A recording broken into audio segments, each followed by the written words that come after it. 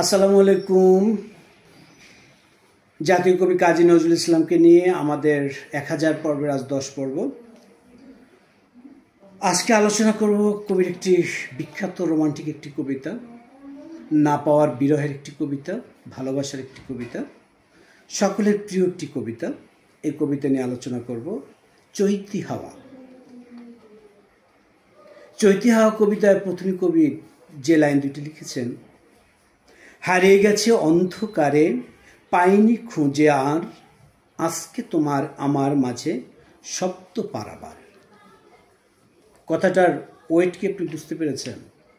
নিশ্চয়ই আপনি বুঝেছেন। যারা নজরুলকে লালন করে, নজরুলকে যারা পড়ে, তারা অন্তত এই কথাটিকে বুঝতে পেরেছেন যে হারিয়ে গেছে অন্ধকারে পাইনি খুঁজে আর।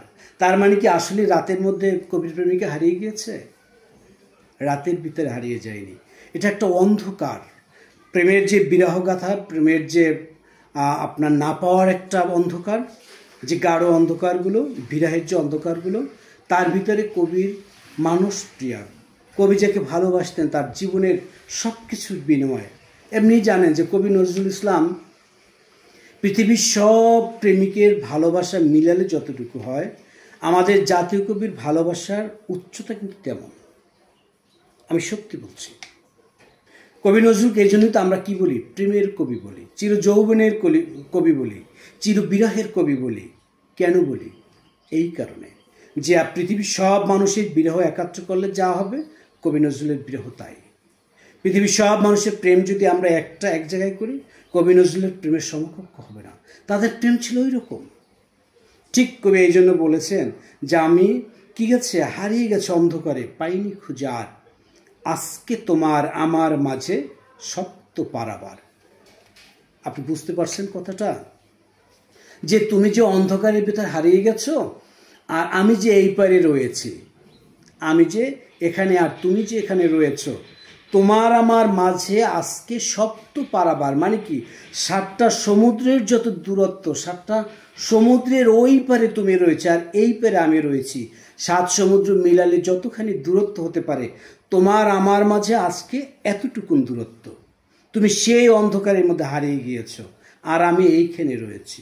আপনি কথাটার উচ্চতা বুঝতে পেরেছেন? যে কবি মাত্র 2টে লাইন যদি এখানে আলোচনা করা হয়, আমার মনে হয় আগামী 1 সপ্তাহ এই 2টে লাইনের উপর আলোচনা করা যায়।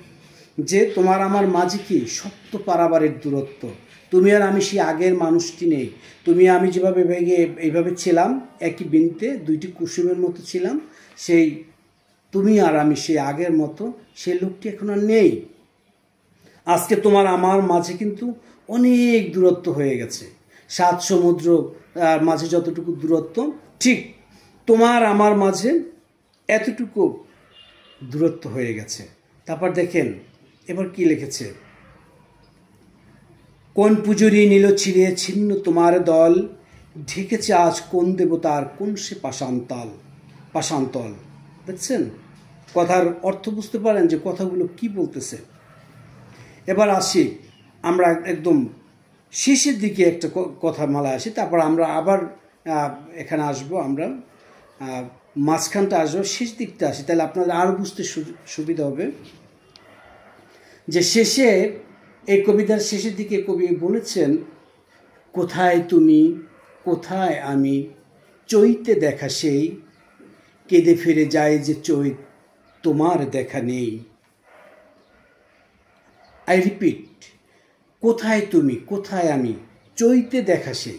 তার মানে তুমি কোথায় আর আমি কোথায়? যে আমি আগেই বলেছি যে তোমার আমার মাঝে কতটুকু দূরত্ব, সপ্ত পারাবার, 7টা সমুদ্রের যত দূরত্ব, তোমার আমার মাঝে কিন্তু এতখানি দূরত্ব। তো এতখানি দূরত্বর পরেও যে তোমার আমার হারিয়ে যাওয়ার যে সময়টা, সেই সময়টা ছিল চৈত্র মাস। দেখেন কিভাবে কবিতাটা মিলিয়ে দেওয়া যায়, কবিতাটা কিভাবে মিল ঘটিয়েছে প্রথম এবং শেষে কবিতাটার মিল কতখানি। যে তুমি আমার থেকে হারিয়ে গেছো, তোমার আমার মাঝে যে সপ্ত পারাবার, সেই পারাবারটা আসলে মূলত হয়েছে চৈত্র মাসে। তুমি আমার থেকে চৈত্র মাসে হারিয়ে গিয়েছো। তোমার আমার সাথে দেখা হয়েছিল কবে? চৈত্র মাসে দেখা হয়েছিল।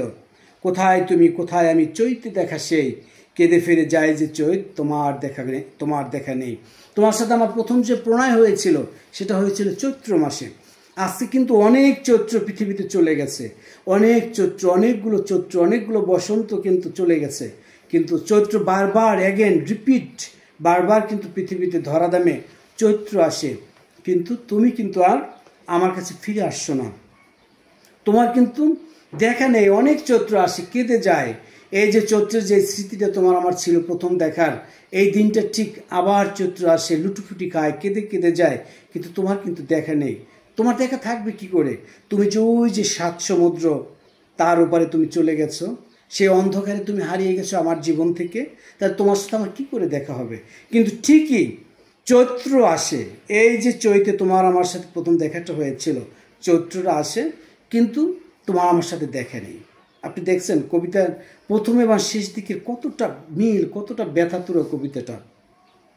তারপর দেখেন, কণ্ঠে কাঁদে একটি স্বর, কোথায় তুমি বাঁধলে ঘর, তেমনি করে যাচ্ছ কি রাত আমার আশাতেই, কুড়িয়ে পাওয়া বেলায় খুঁজি হারিয়ে যাওয়া খেই। কি চমৎকার কথা, যে কোথায় তুমি, কণ্ঠে একটি স্বরই সবসময় বাঁধে, কি কোথায় তুমি বাঁধলে ঘর। আমার কণ্ঠের সময় একটি স্বর কাঁদে সবসময়, যে তুমি কোথায় ঘর বাঁধলে।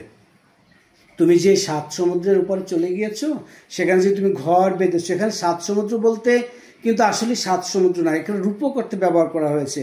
মানে তুমি এমন একটা লোকের কাছে চলে গিয়েছো যেখানে তোমার আমার ভিতরে 7 সমুদ্রের পার হয়ে যাওয়া, তোমাকে স্পর্শ করা, দেখা আমার কাছে যতখানি কষ্টসাধ্য, ঠিক তুমি যার কাছে চলে গিয়েছো, যেখানে গিয়েছো, সেখানে তোমার আমার মাঝে কিন্তু ঠিক এভাবে কষ্টকর কাটা এবং এই দূরত্ব কিন্তু রয়েছে। এবার বলতেছে যে একটা স্বর আমার কণ্ঠে সবসময় বাঁধে, কাঁদে সবসময়, যে তুমি কোথায় ঘর বাঁধলে। তেমনি করে যাচ্ছি কি রাত আমার আশাতে, ঠিক আগের দিনে আমার জন্য, আমাকে চাওয়ার জন্য, আমাকে পাওয়ার জন্য, হ্যাঁ, যেই ব্যথাটা তোমার বুকে বাঁচত, যেই কান্নাটা তোমার স্বরে বাঁচত, তুমি যেভাবে কান্না করতে আমার আশাতেই, যেভাবে তুমি কান্না করতে, জাগতে, রাগ জাগতে আমার আশাতেই, যে তুমি রাত জেগে জেগে ভোর করে দিতে, শুভেচ্ছা করে দিতে, তুমি মুয়াজ্জিনের আজান পর্যন্ত তুমি এভাবে আমার জন্য জেগে থাকতে, আমার আশাতে বাতায়ন খুলে চেয়ে থাকতে, জানালা খুলে দিতে, ঠিক এখনই কিন্তু আমার জন্য, আমার আশাতেই তুমি তেমনি করে কি তুমি রাত জাগো।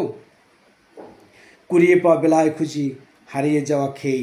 হ্যাঁ, তাহলে তুমি আমার জন্য এতটুকু এখনও করো কি না, আমার সেটা খুব জানার ইচ্ছে হয়। আর আমার বিশ্বাস যে আসলে তুমি যেখানেই যাও, যাই কিছু করো না কেন, আমার বিশ্বাস হচ্ছে যে তুমি যদি 7 সমুদ্রের ওপারে চলে যাও, অন্তত আমার বিশ্বাস হয় যে তুমি এখনও রাত জেগে আছো শুধু আমার জন্য। এই যে আপনারা একটা বিখ্যাত গান শুনেছেন না কবি নজরুলের, যে আধরাতে যদি আমাকে মনে পড়ে, এভাবে একটা গান আছে না, তাহলে কী করবা তুমি, জানালার কাছে গিয়ে তুমি কী করবা, আকাশের দিকে, চাঁদের দিকে চেয়ে থাকবা। ঠিক আছে, তো কবির সেই গানের সাথে কিন্তু এই কথাটার যথেষ্ট মিল রয়েছে, যথেষ্ট মিল, যে তেমনি করে যাচ্ছ কি রাত আমার আশাতে। তো এই স্বল্প সময় আমাদের চৈতি হাওয়া আলোচনা করলে অনেক সময় লাগবে, আর আসলে পাঠকরা হয় কি, এখন অনেক বেশি আলোচনা শুনতে চায় না, 2-3 মিনিট হলেই তারা কিন্তু চলে যায়, অন্যদিকে ডাইভার্ট হয়ে যায়, তারা এই আলোচনা কিন্তু শুনতে চায় না। এই আলোচনা কিন্তু তারাই শুনবে যারা অন্তত নজরুলকে লালন করে থাকেন, নজরুলকে যারা নিজের হৃদয় দিয়ে ভালোবাসেন, উপলব্ধি করে থাকেন, তারাই কিন্তু নজরুলকে যথেষ্ট পরিমাণ তার এই কবিতাগুলো তারা শুনবেন। অতএব আমি আশা করব আপনি নিজে নজরুলের বই পড়বেন, নজরুলকে লালন করবেন, আপনার সন্তানকে নজরুল শিখাবেন, নজরুলের, বিশেষ করে নজরুলের ইসলামী গানগুলো শিখাবেন, নজরুলের ভক্তিমূলক গানগুলো শোনাবেন, দেশপ্রেম গানগুলো শোনাবেন, নজরুলের পল্লী গানগুলো রয়েছে, তারপর নজরুল সঙ্গীত রয়েছে।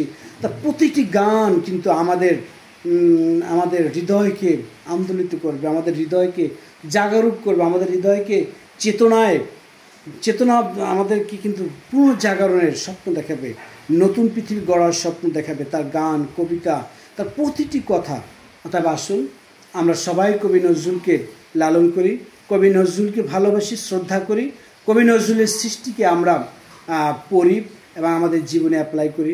আপনার সন্তান কোথায় রয়েছে, আপনার সন্তানকে নজরুল শিখাবেন, এই আশা ব্যক্ত রেখে আজকের আলোচনা শেষ করছি। আল্লাহ হাফেজ, আসসালামু আলাইকুম।